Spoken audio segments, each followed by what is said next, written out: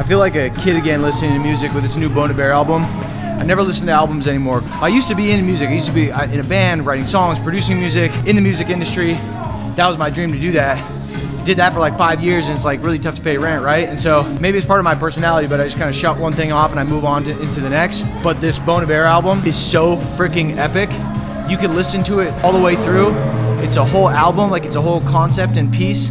It's well thought through, it flows together. It's like super dynamic. It's really diverse in the songwriting and the music production. You can listen to it one time and immediately have the impact and feel something, but it's got so much depth and texture and interesting things, thought, production, lyrics, harmonies, composition, tempo switches, that you can stay in it for years, like decades, like you can keep coming back to it. When you yourself make something, right? Be it writing songs, be it writing essays, making content, and then you see someone else massively put something together that just strikes you at the right time, and you can kind of see into the actual intricacies of their thought process and the creation process. Inherent in that is like a connected thing to it. Just from a technician and a craftsman standpoint, there's an appreciation of that. Much like you go see a master cabinetry or furniture maker and how they do the details and all that stuff. You put your hands across the wood and you see the joints and you see how well the drawers open and those sorts of things. If you've ever tried to make something,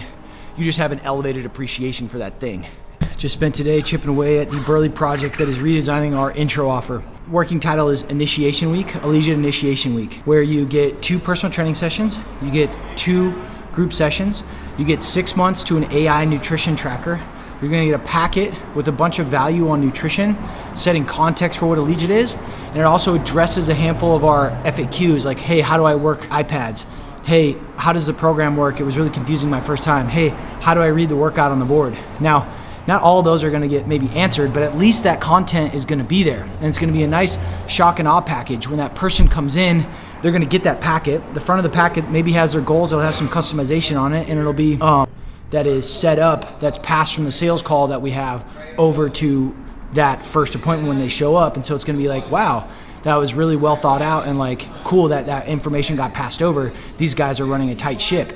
And Hermosi was talking about, he's like, look, doing something like that, like putting your call notes in a CRM and then having a quick huddle meeting before you either pass it off or the next rep takes it, and they just recap a lot of things that you already covered on that call. Like, it's not that hard to do, but the easier thing is not to do anything. And then so many times people will have 2 calls and you have to go over all the same shit that you already just talked about on the phone. We're at like an inflection point right now in the business where we're just kind of flatlining on our growth, and and I've been spending a decent amount on advertising, about $100 a day per location, and it's been okay, but it hasn't been like breakthrough changing to really catapult our business over to the next level, because we've got churn and we've got some other things. So going back to our organic system and just being tighter, just being better at what we're already doing. That was another thing I learned from the scaling event. It's like more, better, new. 70% more of what you're already doing. 20% just do what you're doing but do it better. 10% maybe you launch some new initiatives. So it's a little bit of this new initiative, but it's also just going to be a better, tighter onboarding experience that I know is going to lift that close percentage. And see it in my mind's eye, just a tight sales system across everything with different roles and different people that I already have that I can slot in there with SOPs and some frameworks. And I also know what I'm going to be looking for on my key metrics, so I can be seeing, okay, where's our pipeline working, where is it breaking down? And I can get a beta test going of all this stuff.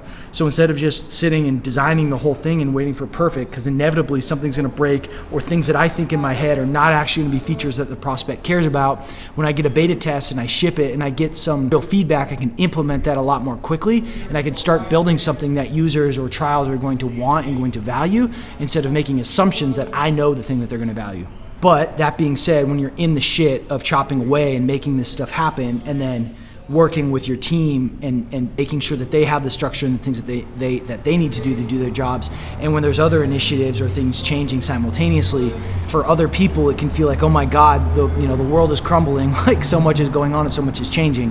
When its reality is like, hey, we're moving forward, like, don't overthink this thing. We're gonna make some changes. Everything's gonna be fine. It's just gonna be a little bit messy in this process. And sort of my job is, as a leader with my staff, is not only build those things and be the creator of the system design, but then also giving a pep talk with my staff of like how to handle this. And I think the more that I'm transparent about building out this process, what I'm looking for, what we're evaluating on, what I'm like wrestling with, the more that they're gonna understand how this thing works. And the longer we kind of do that, the more volume and at-bats that we have sort of working like that together, they're going to start to understand my workflow and sort of how I go through things. And this is like the ongoing dojo that is a business, the constant improvement, the never-ending game. My manager's schedule, who's a regional manager who flows between all 3 locations and is responsible for sales at each of them, operations, etc. And we're rebuilding her schedule. She's like moving down to Orange County, so I'm trying to figure out, okay, how do I, managing her, protect her schedule so she doesn't, lose a zest for life and a quality of life, because in Los Angeles, if you're commuting from Orange County up to Santa Monica Century City in the South Bay, it's a ticking time bomb, right? It's a formidable opponent. We started off thinking she could do 2 long days and kind of go to each of the locations. So she'd start north, then go west, and then south, and then home. But then I kind of backed off and I was like, well, what are we optimizing for? Like, what are we trying to do? What are the first principles, or what are the main, most important parts of the job? There's a happiness factor for my staff and making sure that she's happy and not, bleeding her eyes out because of the commute. There's a money issue because this is sales and commissions based. And then there's like the mayor of Allegiate, where it's having a presence and being a physical presence at the locations is important. As we started to kind of like optimize, I started getting lost in a lot of this stuff, and I just stepped back. I was like, you know what, I'm gonna be fully transparent. Making money and owning the sales is going to be the most important thing for me, and I know that she's incentivized with commissions, and that's the most important thing for her as well. So we just stepped back and we said, like, we're going to optimize for this. Then it was, instead of going to all locations during the day, if we're going to have in-person sales meetings, and what I learned from acquisition.com is the more availability that you have, the greater the chance that you're going to book more appointments. Instead of doing both Santa Monica in the South Bay, it's like, we're just gonna focus in on one location. You're gonna be Monday through Thursday over there, wide open appointments, booking, ripping, getting in a rhythm, closing.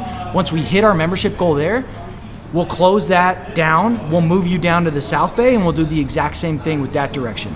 But it was this idea of working in parallel, which you're trying to do multiple things at once, versus just focused intensity and working in serial, where you do one thing, then the next thing, and then the next thing. And we both left that meeting with like a feeling of like, wow, this feels much more focused and much more intentional for how we're gonna hit our membership goals.